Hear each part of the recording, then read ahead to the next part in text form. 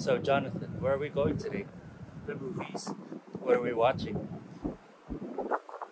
Ant-Man and the Wasp, QUANTUMANIA. What are you forgetting? So, we're watching Ant-Man and the Wasp, QUANTUMANIA. But before anything else, we're gonna stop by Jollibee to have something to eat. And later in the video, we're gonna give you guys a spoiler review. And before anything else, like usual, don't forget to give this video a like, a share, and subscribe. And please be kind in the comment section and enjoy the video.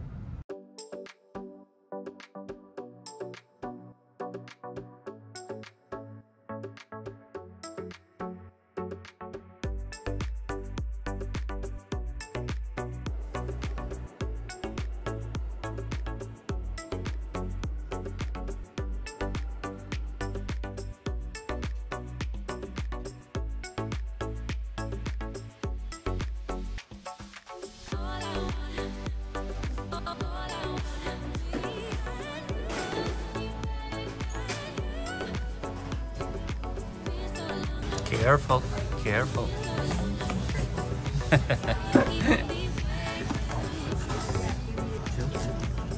Here.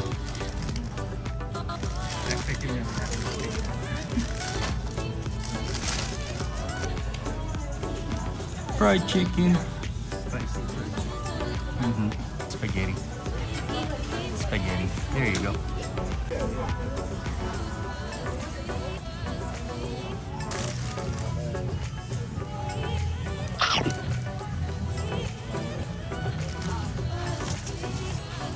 Mix it.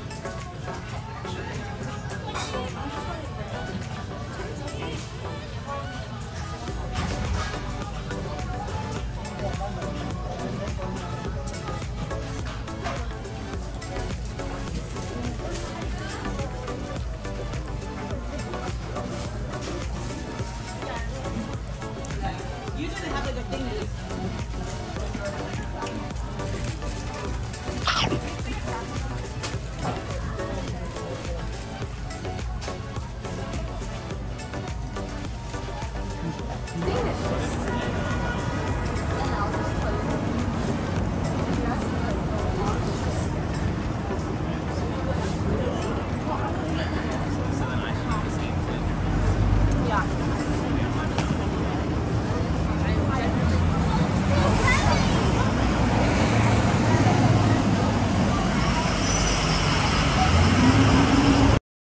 One Ant-Man and the Wasp QUANTUMANIA later.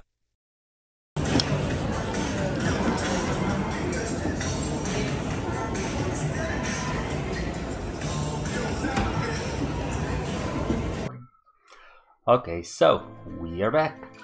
So now we are gonna give you guys a spoiler review for Ant-Man and the Wasp QUANTUMANIA. Is that the title? The right title? Ant-Man and the Wasp. QUANTUMANIA. It's a mouthful. It's a mouthful. Well, here's the thing. I'm okay with it. He enjoyed it a lot. So I guess before we dive into like the spoiler review, like what are your thoughts? I did. I really liked it. I was a little apprehensive going in because of what I've been hearing about. Not overall negative reviews, but like the reviews I think have been pretty mixed. And I think it is pretty. I don't know if I want to say split, but just in general, the Rotten Tomatoes score has at least been split. That doesn't necessarily mean people have loved or hated it. It just means that like about half of the critics have given it overall positive review and half have given it an overall negative. John Campia is okay with it.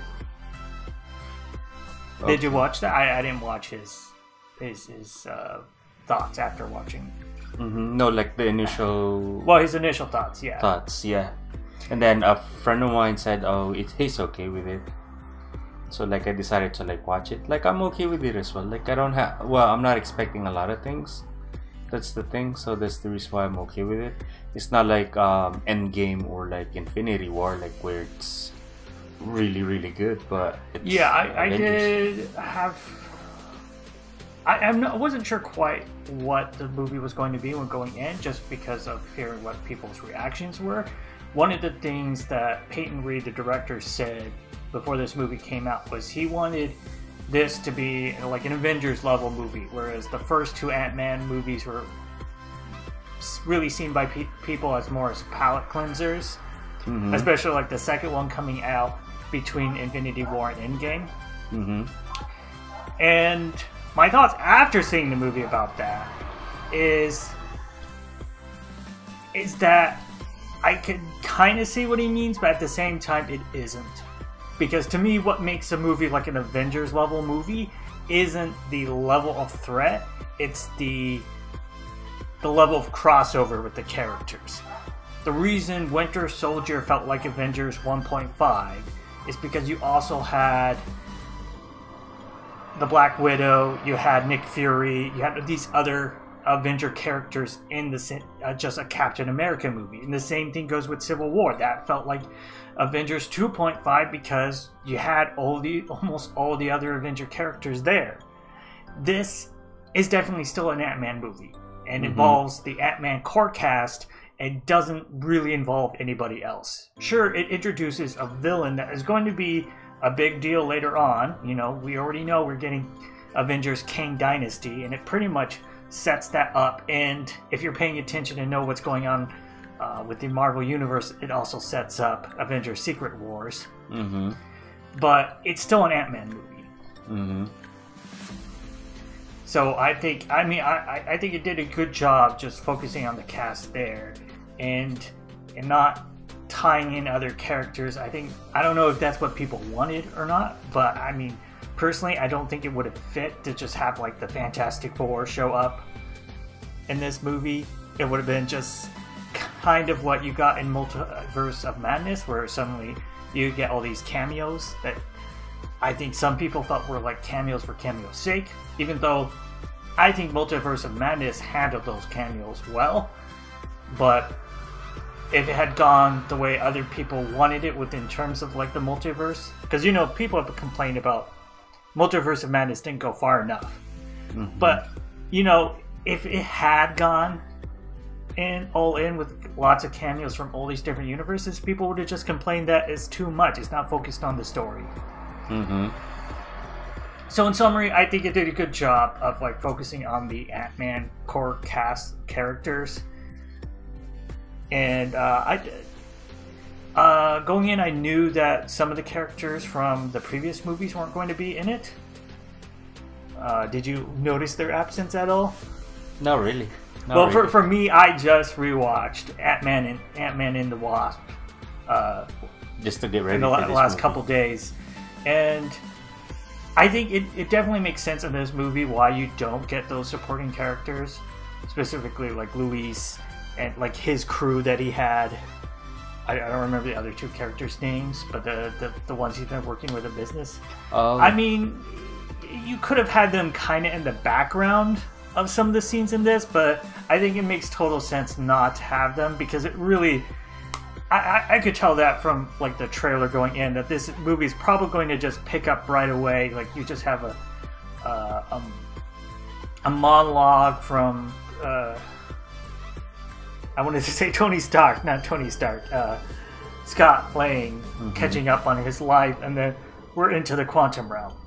And then the whole movie's just in the quantum realm. So it really wouldn't have worked to have them in this movie. Because the only place you could have fit them in is like somewhere just in that the various somewhere in the montage at the beginning or the end. And it would have just been such a quick thing that I guess it's probably not even worth their time. So what else do you think? I feel like it's really short though. Yeah, it is definitely a short, one of the shorter Marvel movies. I think I didn't feel like it was too short. Just watching it, it didn't feel like, for me it feels short. It's not like Endgame. Like you can really feel like it's 3 hours, almost 3 hours, something like that. This one, it's just short and like that's it. Like I said, that's it. And well, there's action scene and battle scenes. Yeah, like I felt like it had enough action. It didn't feel like it was rushed. Like I think Thor Love and Thunder feels like a rushed film, especially upon rewatching it. It just like there's never even a moment to like just like appreciate a scene because it's always just pushing to the next thing. Mm-hmm. That's why. Anything else? Well, I guess we can dive into spoilers now. I mean, We're not in honestly, spoilers yet. there really isn't that much to say that if you don't know about it. I mean, obviously we knew Kang was in this movie. Kang is a big deal, so So what did you think about Kang? Well, how can I say? Because the thing is, I've seen like the animated version of him, and like I finally understand why he became the Conqueror, something like that. But I also understand like in this movie, like there's multiple versions of Kang, and they wage war with one another at some point. Yeah. And all of that. It's one of those things. If you watched Loki season 1, you're going to have a deeper understanding of it. But I don't think you have to have watched Loki in order to watch this movie. Although you might be confused by the end credits scene if you haven't watched Loki. You're like, wait, what? Because that's obviously teasing Loki season 2, which I guess means we're getting more of Kang in season 2, which I wasn't actually expecting. Yeah. So, we get that. Spoiler alert! You see Loki at the end credit season and end credit scene, and that's teasing season 2 of that show. And so, the end of this movie, you basically set up. This was one version of Kang, and we're going to see so many different versions of Kang as this. The mid-credit shows, you have all the different versions of Kang throughout the multiverse, and that's something that like Loki was talking about, and then that's obviously leading. That's where we're going. Avengers Kang Dynasty. They told us the name of the Avengers movie, and now this is pretty much saying yeah, that's where we're going. That's the threat. But I think they also teed up Secret Wars because. In a scene that I think probably will get criticized for just setting up more movies, Kang is talking about the multiverse and the threat that's coming. Because, in a way, he sees time differently, so he kind of already knows what's coming. And he talks about incursions. So, to me, he's very vague about whether he's really talking about the Kangs or the incursions, or is it both? I think that's teasing up Secret Wars. So, in the mid-credit scenes, it almost makes it seem like the Kangs want to do, basically take out our universe or stop, the Avengers characters from messing things up because they want to stop the incursions from happening. Because they know it's going to bring up the end of everything. Is my theory, at least. And then, so you're going to get Avengers. That's how Avengers Kang Dynasty is going to lead into Secret Wars. Because the Kangs are trying to prevent that, but the way they're going to try to prevent it is, destroying our Marvel universe that we're familiar with, which is something, of course, the Avengers are going to have to stop them from doing. But then in doing so, that will go into Secret Wars, which will probably be a big universe-ending event, maybe. I mean, it might not be the same at all from the comics, but I'm anticipating probably at least one or two or three universes colliding together, if not like a whole bunch of them, and then focusing on like maybe the aftermath of that, or maybe just like two realities. We're gonna see more big battles as well. I really enjoy the big battle scenes in here. Like, okay with it. Like the second, how can I say, part of the big battle, I really enjoy that a lot though. I feel like they rush it a little bit. But yeah, a little disappointing because, well, spoiler alert, you're not gonna see Scott Lang and Kang shirtless in here. You're not gonna see them shirtless. Disappointed. I'm kidding. Yeah. I was expecting them to be like, shirtless because, it's in the contract. Oh, and one thing I definitely would say, I think it was in the just the second trailer of this movie, they showed the line of Scott saying, I don't have to win, we just have to both lose, in the trailer, which is like, I think people were already guessing, like, is that from the like climax of the movie? Because it's that kind of line. It's like, yeah, turns out, yeah, that was kind of just from the climax of the movie. I think they really shouldn't have shown that in the trailer because it's a little obvious. Mm-hmm. And I think There's when I was rewatching Ant-Man and the Wasp, I kind of realized there were parts in those early action sequences that you saw in the trailers of that movie, and then I was thinking about the trailers for this movie because I try not to rewatch the trailers too much, just like watch it the first time and then like, you know, so I'm not watching the whole movie thinking, oh, I saw that, oh, I know what's gonna happen because of that. But I started to realize the trailers for this movie hadn't shown that much action. Mm-hmm. At least, the main trailers. Not talking about all the TV spots, because I never watch all the TV spots. But it didn't show that much action. And then after having seen the movie, I think that's probably because there really isn't that much action in like the first 2/3 of the movie, or at least half of the movie. Mm-hmm. Because there isn't really... most of the action is like in that final act of the movie. Mm-hmm. I mean, there's some small fights, but there's no like standout action sequences or especially standout shots that they would put into the trailer. I mean, most from what I remember, the trailer is just showing the world of the quantum realm. Mm-hmm. Honestly, I have more questions in this movie than answers. That's why. About what? About the quantum realm? Not just that, but like Kang in general. How do you think he's gonna... how can I say... compete with the Celestials? You know what I'm saying? Mm-hmm. Who's more powerful or something like that?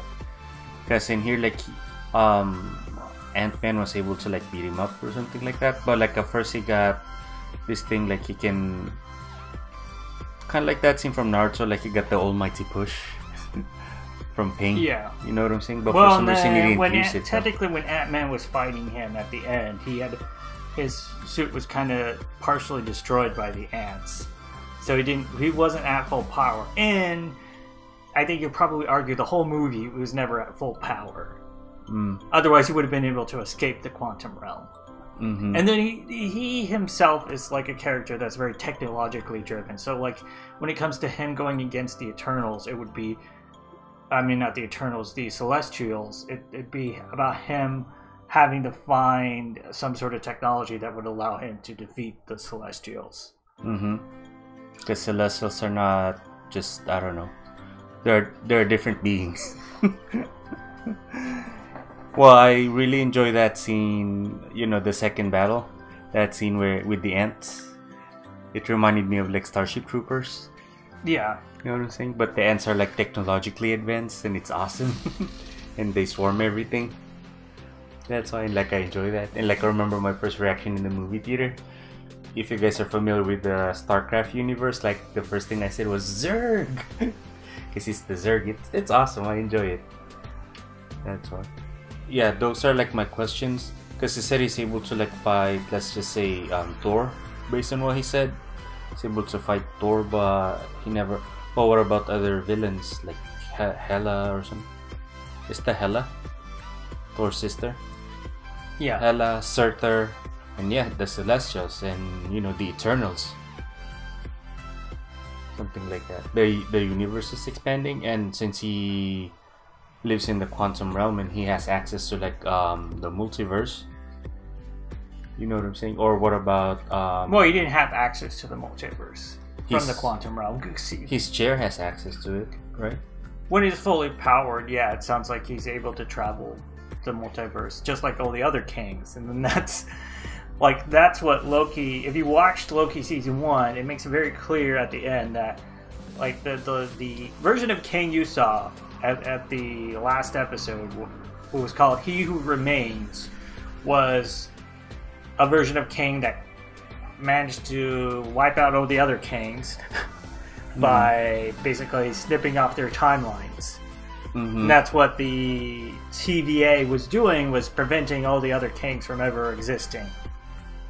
so that they wouldn't mess up the timeline. But he knew that eventually that would come to an end, and because of, weird timey-wimey when you're talking about some characters that at the end of time, but he's having an effect on the entire timeline. It's a little weird, but that got undone and allowed the multiverse to open back up, and that's why you have all the Kangs again. But in a sense, that already happened, but it also happened in the future.